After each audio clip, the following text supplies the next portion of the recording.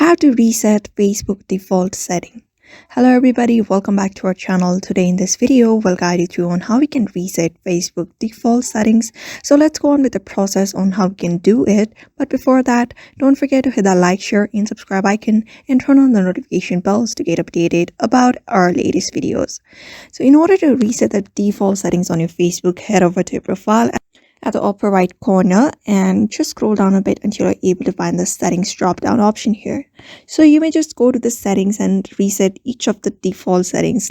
For example, here we can see default audience settings here. You may just set it back to default, and select each and everything here.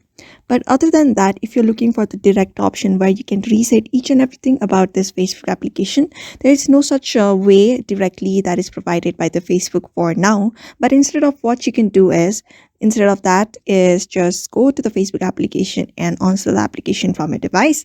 After that is done, you may just head over to the Play Store application and reinstall the application on your device. So that should probably help you reset the default settings, like set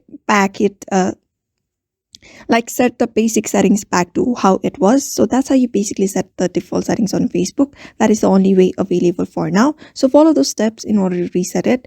Other than that, there is no such way. So therefore, I hope this video was helpful to you and thank you for watching this video.